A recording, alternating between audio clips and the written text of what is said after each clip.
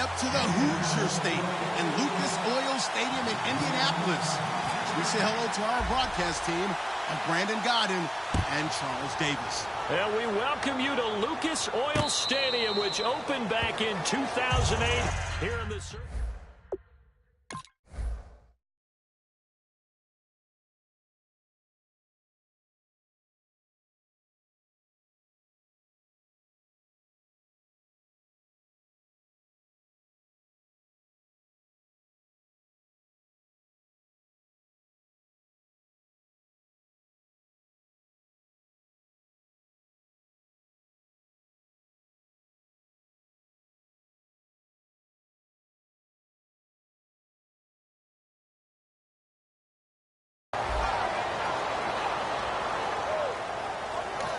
And now here's a timeout called by the Colts on the defensive side of the ball. They'll have two.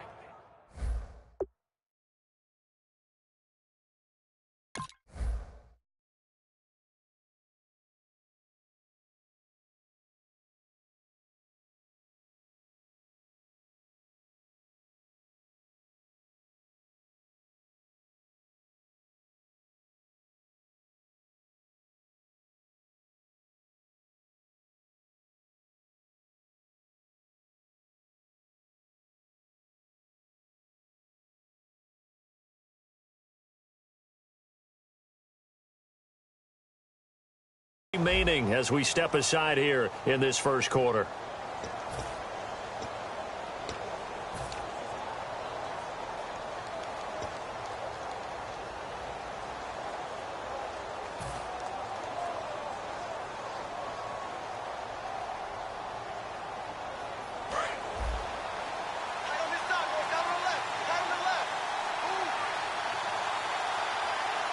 They come out here in the eye.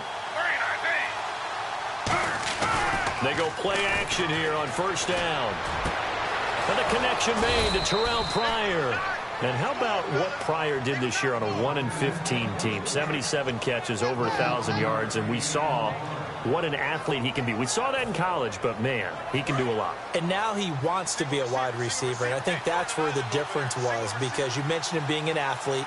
He still wanted to be a quarterback, so he was resistant to making the move out wide. And now that he's doing it and doing it on a regular basis, I think this is the baseline of numbers we can come to expect from Terrell Pryor. A really nice pickup of 14 yards, and it moves the sticks. And the game just keeps evolving. Big guys running those corner routes, so difficult to cover.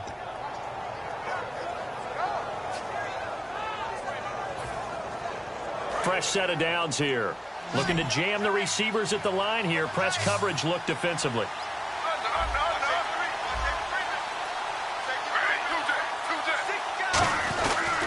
They'll run for the first time with Johnson. Oh, look at that. Oh, look at him turn. And able to break one tackle, but then quickly brought down. But a nice little gain. You know what really fires up offensive linemen? When the guy that is carrying the ball behind them can create his own space and break a tackle along the way.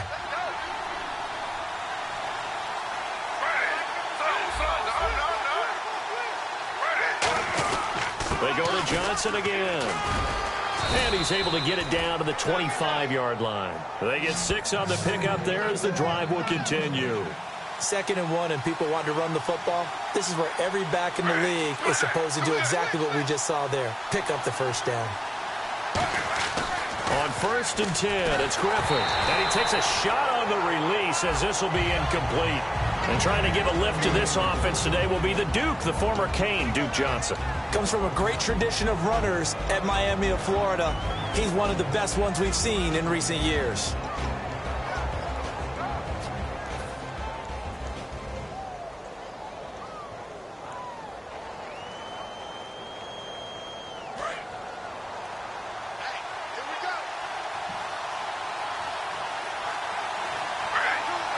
And they'll send the slot in motion left.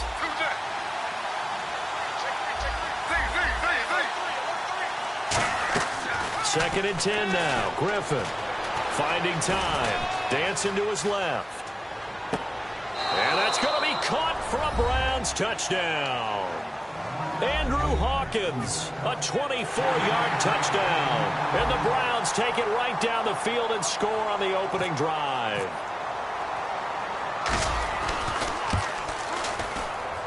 It's up and through to make it 7-0 Browns.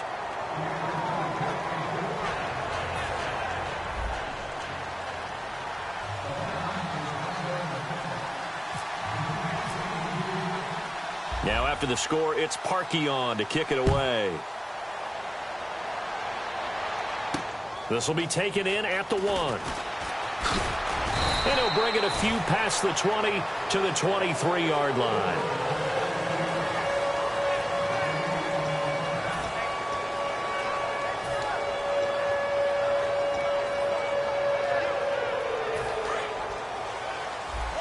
And they're definitely showing blitz here. One receiver left is Hilton. On first down, it's Luck. Under pressure, and down he goes. Luck is sacked. Christian Kirksey in there to bury him for a loss of 11. Well, so much for setting the tone of the drive offensively. Giving up a big sack that loses that kind of yardage, not a great start. To throw on second down is Luck. Into double coverage, and it's intercepted. A great read, and it's picked off. And his guys will take over at the 25-yard line. And now Cleveland geared up to take the field.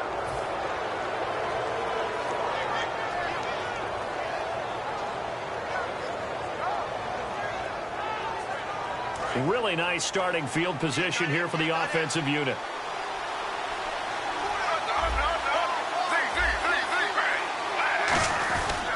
A first down carry here for Johnson. And he'll be taken down near the 20 at the 21. And give him 4 yards there. It'll be 2nd and 6.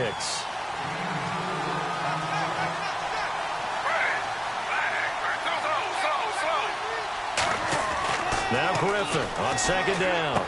Gets it to Gordon. And he's brought down just outside of the 10 at the 11. It's a 9-yard gain, and it keeps the drive moving. I know many people like to throw to the tight end, maybe in a little flexed out position because he creates mismatches with his size. The slot receivers do this. And no escaping this time as he'll go down. They got him for a sack. Trent Cole, the outside linebacker, drops him for a loss of 6.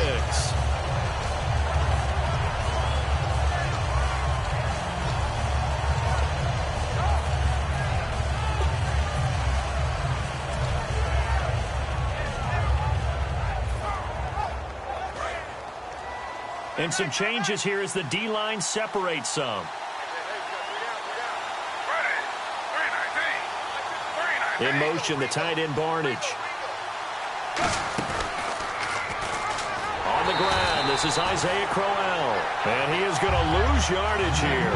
He'll wind up losing a yard on the play. And they're going to be staring at a 3rd and long here.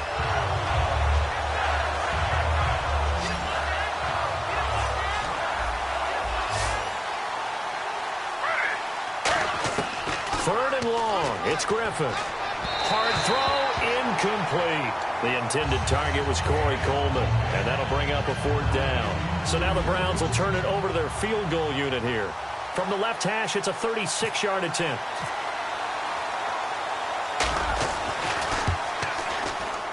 And Parkey's kick is good. And the lead moves to 10-zip.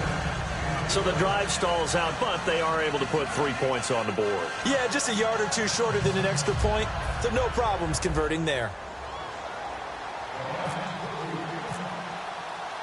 Parkey now following the made field goal to kick this one off. Quan Bray now to return this football. And a pretty good return here. He'll be stopped just shy of the 25 at the 24-yard line. And the possession switches to Indianapolis. Here come the Colts. As you look forward for them, after 3 11-5 campaigns, back-to-back 8-8 seasons, missing the playoffs. But appears Chuck Pagano will be the head coach again. Many thought he might be on the way out. He's staying. Brand new general manager in place. They'll have to work hand-in-hand together to keep improving the roster. But you just mentioned the back-to-back 8-8 seasons. In the AFC South, that only puts them about 1 game out of the playoffs. So if they can make any type of improvement, they have a chance to get back into the playoffs where they were for the previous 3 seasons.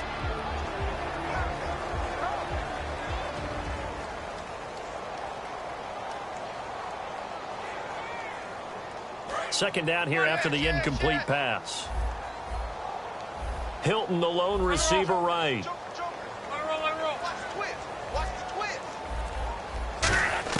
Back to the air. Luck on second down. And a reception made by Dante Moncrief. 15 yards through the air and a first down. That was a nice completion on an out route, and those types of plays are the result of arm strength by the quarterback and timing by the receiver. Now the first carry here for Frank Gore. And he'll be taken down just shy of midfield. I still remember when Frank Gore came out of the University of Miami, and there were injury questions about him because of his knees. Guess what? He just had his 9th 1,000-yard season in 2016 with Indianapolis. Yeah, that's something. It's an Indianapolis Colts franchise that the last few years has really struggled with guys running the football, but Gore picking him back up this year. He's 33. Larry Fitzgerald's 33. Those guys still producing. And you know what the coaches say about both of them? They're the ultimate pros.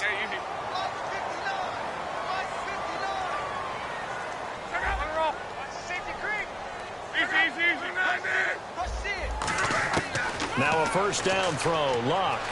He's got time in the pocket. Now he'll escape to his right.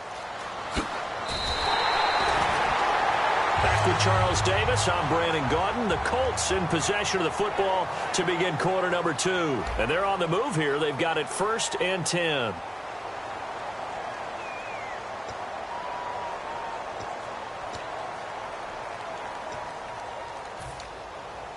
So after that big gain, let's see what else the offense has up its sleeve.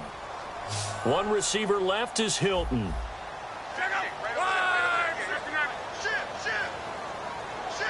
Gore back there is the lone setback.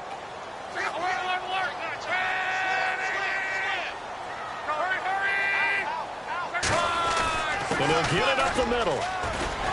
And he'll be taken down just shy of the red zone at the 21. A good run there on first down, and it'll leave them with a 2nd and 2. This drive is turning into an extended one, and the guy carrying the ball, he's becoming more like a body blows guy. Every carry is putting some damage on the defense. So after a while, I'm not too sure how many guys are going to want to run up and tackle him.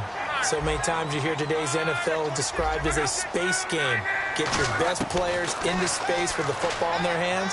That's why sometimes you just swing it out. A 50-50 ball here, and it's intercepted. Picked off. It's the Pro Bowl corner, Joe Hayden, with it. And a big turnover there as his guys will get the football back. And now Cleveland geared up to take the field. And they split the uprights last time for 3. They've got the lead. They're not going to play this conservative. They're not hoping for another field goal. They're hoping for a touchdown. I'm with you on that one. I like where your head is. I like the way you're thinking because you're exactly right. Trying to sit on a lead and play that way, that doesn't work too well for most teams. Run your offense. Run what you do best. Exactly. Put it all the way down and try to increase your lead in a big way. And the best way to do it, touchdowns. Fights forward for only about a yard up to the 21. Trent Cole on the tackle. A 1-yard gain can look like a disaster, but all depends on how the game is going. Is it a series of 1-yard gains running the ball? If that's the case, you might have to start thinking about throwing it a little bit more. But if it's just the occasional 1-yard run, hey, congratulations to the defense. They won that one. Come back and get them the next time.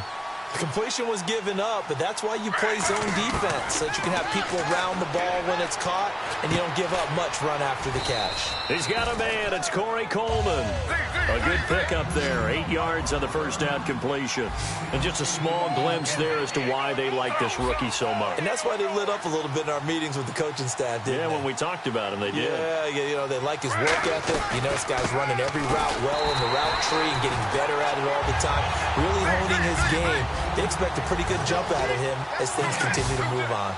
So nothing there. I don't know that that's all in the back, though. You got to look at blocking there, don't you? I would agree with that totally. At some point, they have to win at the point of attack. Instead, it was the defense getting it done again and holding them to no gain. I'm not sure we could spot any tendency here on this 3rd down. They could have run it or passed it. Either one was available. They chose to try and get it through the air, but they were unsuccessful.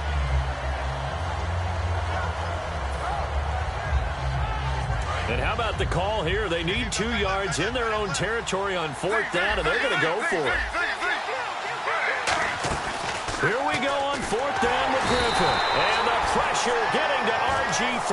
He's brought down for the sack. Here comes the Indianapolis offense now as they get set to take over. And 2 picks thrown here in this first half alone. We'll see how that affects him. Can't wait to see where his confidence is, because the great ones, they'll throw 4 or 5 picks, and while it'll hurt their team, it won't hurt their confidence. They'll think something was just wrong with the ball or the wind or something was funny. It's never about them. That's how they stay so into the moment and into the game. And the cutback to the sideline. And he gets this one all the way down inside the 15.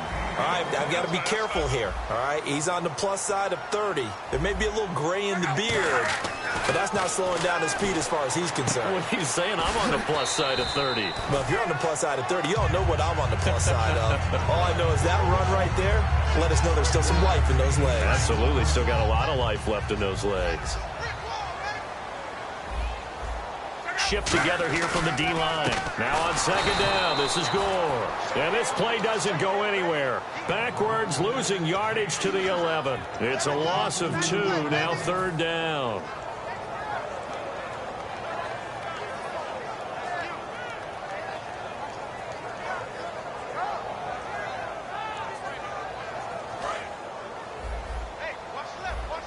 And some extras coming up on the line here, readying for the blitz. Throwing on 3rd down, Luck. A dump down to Turbin.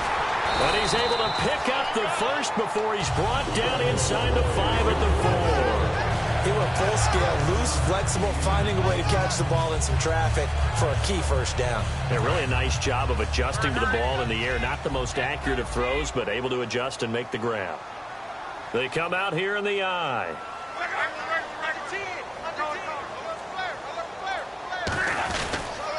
On 1st and goal, Gore.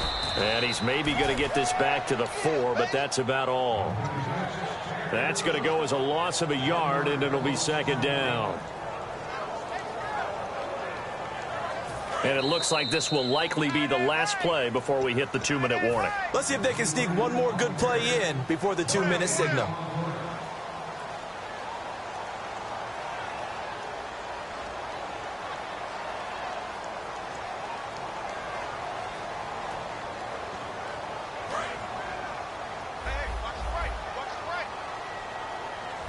They'll come out in the pistol. A carry here for the big tight end. And he'll keep working toward that end zone as he's down to about the 2-yard line. And give him 2 yards officially, and now it'll be 3rd and goal. Looking to speed things up here, going with some tempo. To throw is Luck.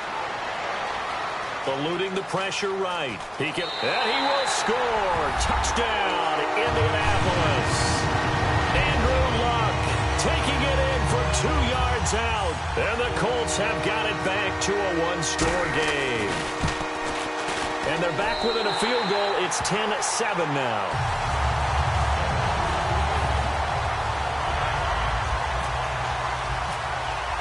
Now after the touchdown, here's Pat McAfee to kick.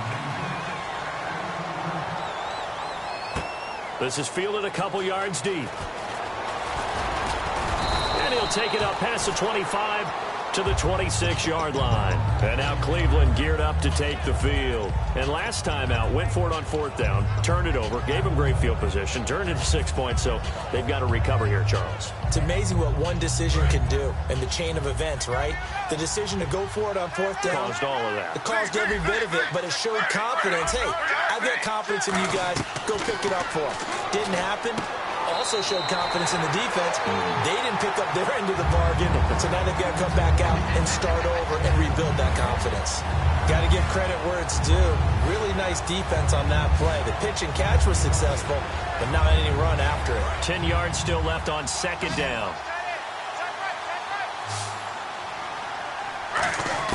On 2nd down, Griffin caught left side. It's Barnage. That one good for the completion percentage, but no gain. It'll be 3rd down. And there's another completion to the tight end. And let's face it, it is hard to overthrow a 6'6" target. It is indeed. Quarterbacks like their speed guys. They like that huge 6'6" target that they've got in him. They really do, and it reminds me of what one great tight end told me once. He told his quarterback, just make sure you throw it up there. You know, kind of like put it up on the top shelf where the kids can't get it.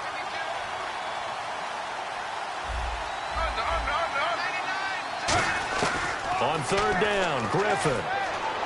And this is caught on the sideline. But no, they'll say out of bounds. He caught it but was not in bounds. Incomplete.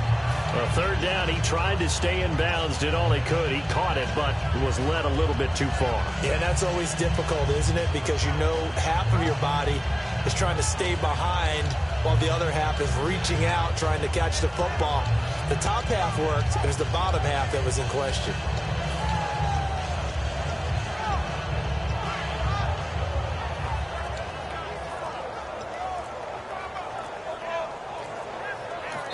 Now with a play clock at 4, we're going to get a timeout called. It's just their first, so they'll have 2 remaining here before we get to halftime.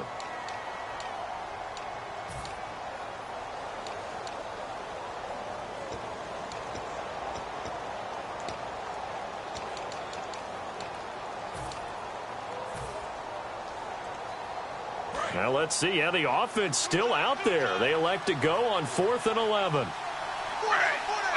Little motion now from the tight end.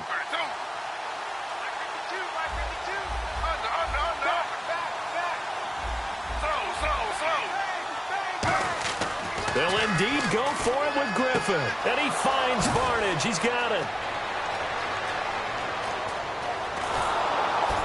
And he'll be taken down deep into Indianapolis territory. An unbelievable play there on 4th and long. And even 60 yards.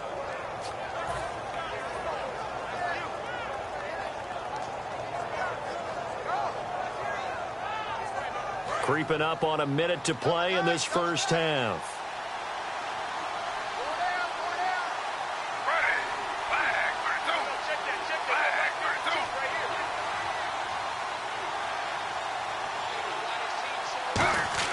From the red zone now, here's Griffin on first down. And it pops free. The collision there jarred the ball loose and brings up second down.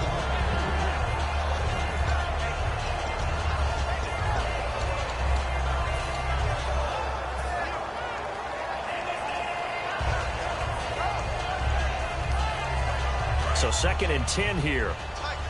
So the D-line's going to spread out.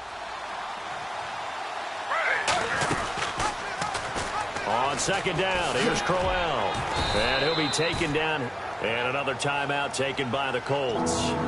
So that means they're down to 1 remaining here as we head toward halftime. On any running play that's called, they're always hoping that it's going to break big and go the distance.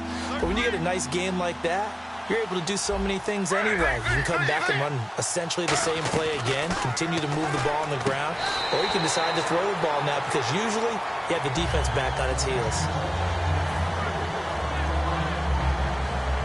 So out comes a field goal team now for the 2nd time here today. And Parkey's kick is good. And the lead stretches to 6 here. It's 13-7. So it goes down as an 8-play drive, and they cap it with the field goal. Yeah, they were able to pick up a few first downs along the way, but they couldn't keep the momentum going all the way into the end zone. And this will be a touchback as that sails over the end line. Now the Colts offense gets ready to head back on the field. And what do you think goes on here in this situation? If you got the football, you're trailing, you're back in your own territory with just a little time. Do you try something? You're thinking about jump-starting your team, right? You just mentioned it. They're down. They're trying to get back into the game. But you got to figure if something goes wrong, you may have put yourself in a spot where you may not be able to come back in the second half. Managing risk, this is a big decision here. Philip Dorsett hauls it in. And he's brought down after a good gain. A really nice gain of 25 yards. They're going to hurry back to the line now. From the 50, it's Luck. It's caught inside the 25. Good point you brought up before the game is you hear great quarterback-receiver duos. You think Manning, Beckham, Roethlisberger, Brown, Ryan, and Jones. But Luck and Hilton, how about these two? I mean, T.Y. led the league in yards in 2016. And a lot of it done from the slot position. And he's one of those guys that can work inside, but they can also stick him outside. He can go deep and make big-time plays. T.Y. Hilton is Mr. Excitement with the ball in his hands.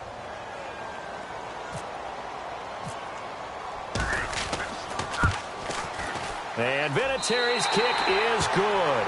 And that will cut the lead back down to 3 at 13-10.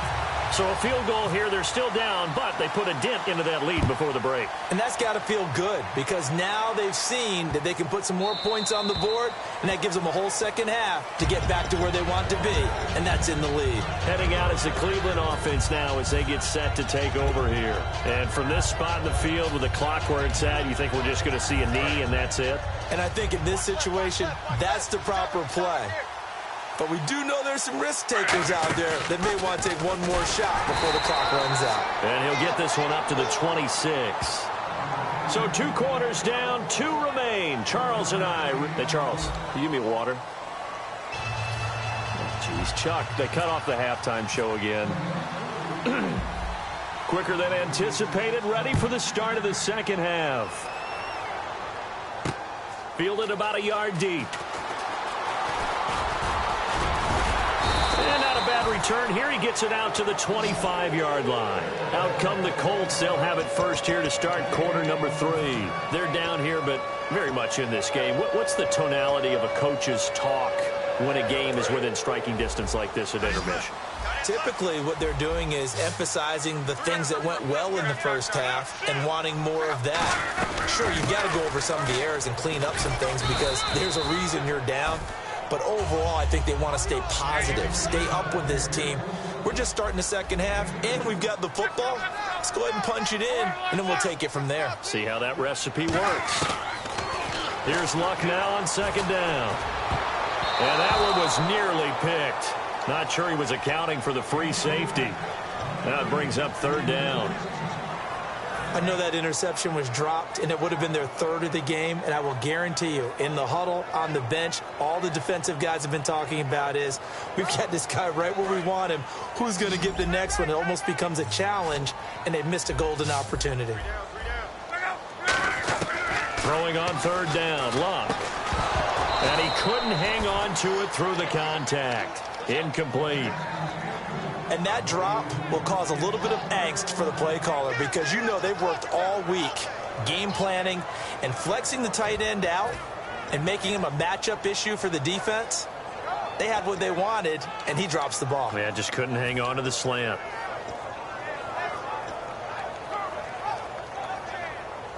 So here we go. The offense is going to stay out there. They're going for it on 4th and 8.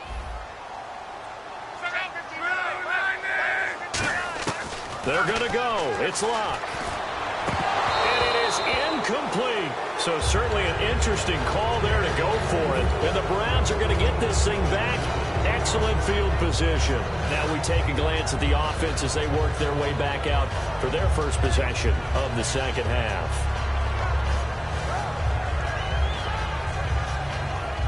And a great spot to start this drive from here. They come out here in the eye.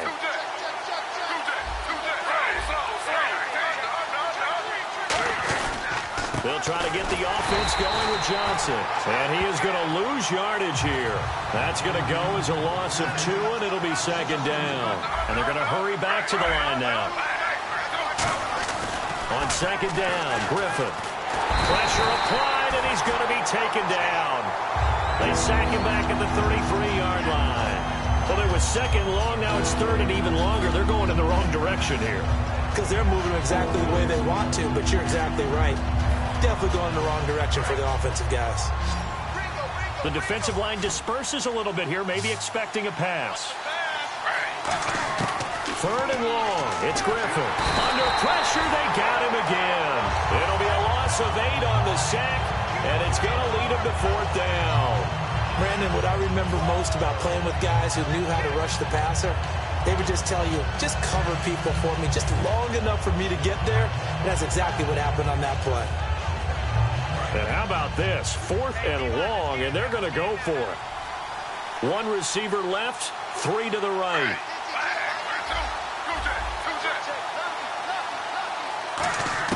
Fourth down. Here's RG3. He's going to rifle one deep left side. And this is incomplete. The Browns unable to move the chains on 4th down. And the Colts are going to take over with a football. And the Colts getting ready to go. And last time they were very fortunate, this offense. They went for it on 4th, turned it over in their own territory. But the other guys held up. They didn't give up any points. So how about the guy with the #1 headset on the sidelines, the head coach? That was planned going into it, not necessarily to not get the first down or to have the defense have to hold up. But he trusted his defense. Trusted his defense very much, and I think that's how he's going to play this game. Go for it, be aggressive, because I've got the Wild Bunch backing me up over here on my own sideline. Now we'll see what his offense can do. Again, they run. Again, it's Gore. And he'll only get a yard, maybe 2, up to the 46. Brought down that time by Christian Kirksey. And they're going to speed things up here. We always like to talk about defense in terms of levels. First-level defensive line, second-level linebackers, third-level defensive backs. On that run, that was what we call a first-level run, and it was stopped by a second-level player. So there on that play, offensively, they ran the crossing route. Defense was in zone coverage. So as a former DB, how tough is it to defend that? It's really difficult because your natural inclination is to chase the receiver and maybe leave your zone. So you have to have discipline in order to talk to your other coverage guys and let him know that that receiver's crossing from your zone to the next zone. He's coming your way. Make sure you have him. And then when the ball is actually thrown, secure the tackle. When they're moving on crossing routes, if you miss a tackle, it usually results in a big play.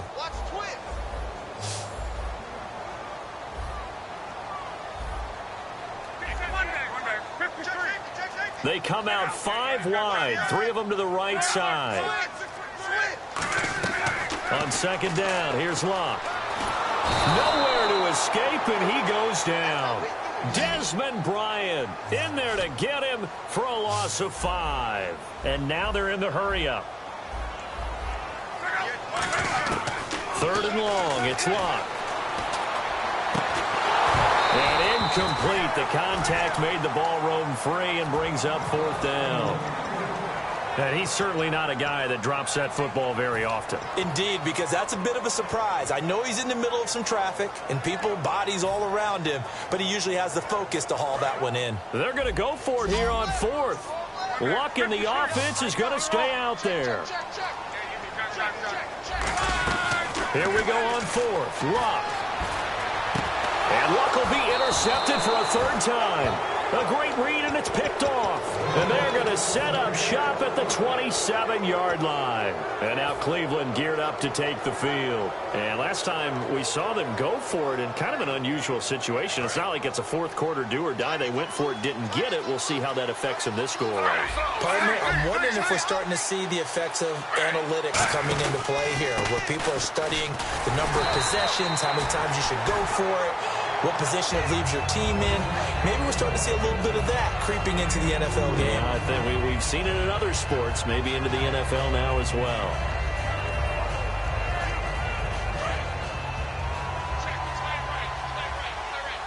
They'll come out in the pistol.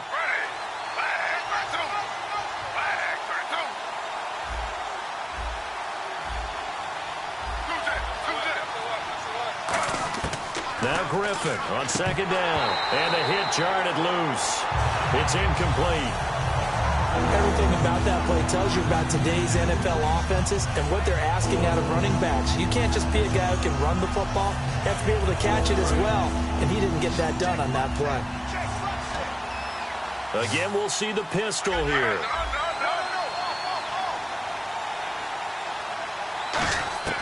On 3rd down, Griffin. And he finds Barnage. He's got it. And he'll be taken down, but not before he gets into enemy territory. Partner, it's a lot of fun watching the NFL now, isn't it? Because when the big fella runs routes, it used to be when we were kids, he'd run about 3 different routes, and that was it.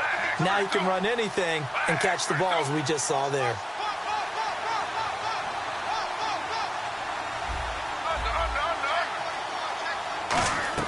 On 1st and 10, it's Griffin surveying the field. He'll rifle this, and this is caught. Touchdown, Cleveland. Josh Gordon, 45 yards, and the Browns add 6 to their lead. And they use that height on the outside to get the score. We've seen the evolution of the wide receivers. They've gotten taller and taller, but they've retained their quickness and their speed. It's a lethal combination. Always good to have wide receivers with height. It's good, and it's 21-10.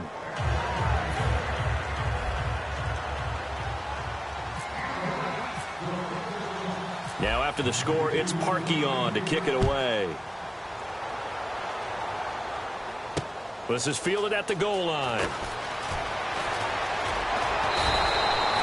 Here comes the Colts offense now as they make their way onto the field. And 3 interceptions in this game. And I would have to think, I wasn't a quarterback, but number 4 is kind of, oh, you're like, oh, man, I can't throw 4. No, what's interesting is, what do the coaches decide to do now? Having thrown 3, do you alter your offensive strategy? Do you take the ball out of his hands and maybe turn to the running game? Or do you have that supreme? Nowhere to escape, and he goes down. Demario Davis, able to get him for a loss of about 3. Now, we talk about players blitzing all the time. I often laugh and sometimes call it just straight-ahead pursuit. What a running start right back to the backfield for him. Yeah, it really didn't give anybody a chance to get up there and stop him. No, I mean, that's really, really difficult. You're asking a whole lot anyway, but when he gets that kind of a start and comes through clean, oftentimes the advantage definitely goes to the defensive player. And the D looking like they may blitz.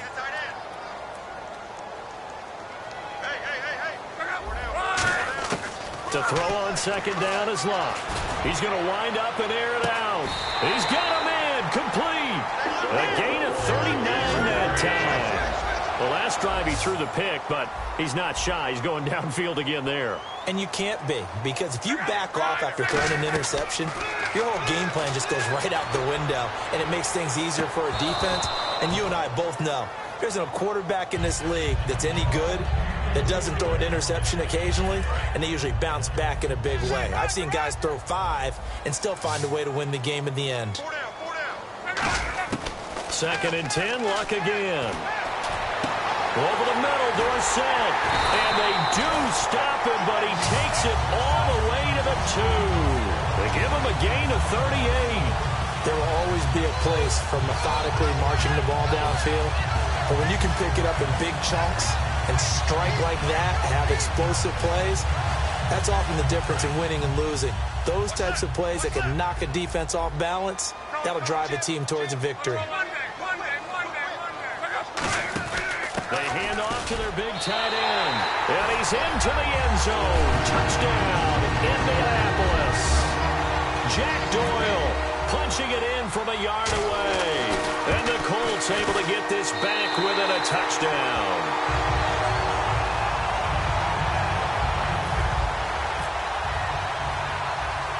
Now after the touchdown, here's Pat McAfee to kick.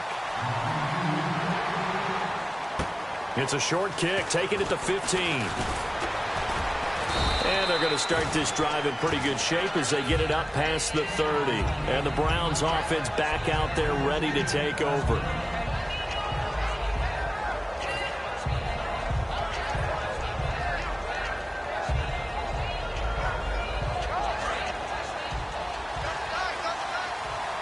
They'll come up now in the Wildcat package. The direct snap to Johnson. Muscles him off. And the gadget package there won't do much for him. He'll get back to the line of scrimmage, and that's it. Clayton Geathers makes the stop. The 4th quarter here, they've got the lead. They want to keep it on the ground. That's what they're doing. Smart football. Keep the clock grinding. Keep it going. But you got to figure now, they're going to see more people stacked up at the line of scrimmage as they try and bleed it out.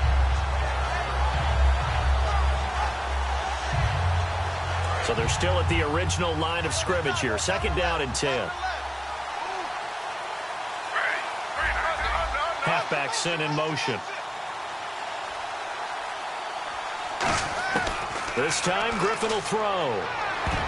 Over the middle, and it's incomplete. He was looking for Terrell Pryor that time. And that'll make it 3rd down.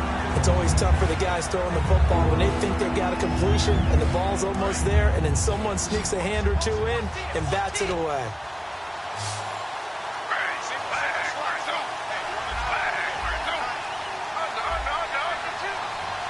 In motion, the tight end, Barnage. From the gun on third down, Griffin. And Barnage has it on the right side. So he fought off the tackle, and that effort gives him the first before he's brought down. And that pickup of a first down, that's going to leave a mark because they really needed to stop them there, didn't they? Oh, so frustrating. Defensively, you're a play away from getting that football back here down late. Tough. Now they've got to find a way to create a turnover or a takeaway. Otherwise, this one will probably get away from them. They'll run it now out of the gun.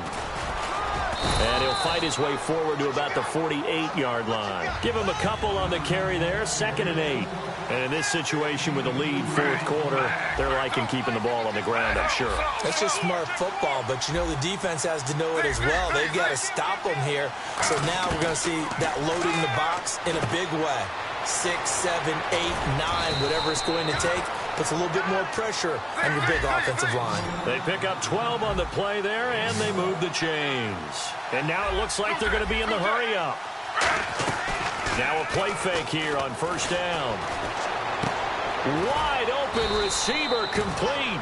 And he gets this one all the way down inside the 20-yard line. Partner, this is one of the best routes anyone can have in their offensive playbook. Tough to defend because you think it's a go route, and then he breaks it back on the cut. And he'll take it into the end zone for a Browns touchdown. Josh Gordon, his 2nd touchdown of the afternoon. And the Browns add on to their lead. In order to lead in a game, you're going to get plenty of contributors, but that's his 2nd touchdown catch of this game. He's one of the key guys in this one. And you better believe he'll be looking for the hat trick here as this one continues to go. Now after the score, it's Parkey on to kick it away. This is taken about 7 yards deep. And he will be brought down here at about the 17-yard line. And now Indianapolis set to take the field. And that last drive, a long drive, but not just that. They had a great air attack going. Do they stick with that? I would think that they would, because if they were competent enough to do it on the last drive, starting backed up in their own territory, why would you change anything? They've got to be confident about what they're presenting and continue to do so. Yeah, because the secondary, they really look clueless. And that was amazing because that drive went and went, no adjustments, and no big plays by the defense to knock the ball away. It's a pickup of 16 there that'll lead to a new set of downs. And they'll try to squeeze in one more play here before the 2-minute warning. On first down, Love. He's going to sling this deep downfield. And this is intercepted. And that should do it. Picked off by Jamar Taylor. And they take possession of the football and have it at the 36-yard line. And now Cleveland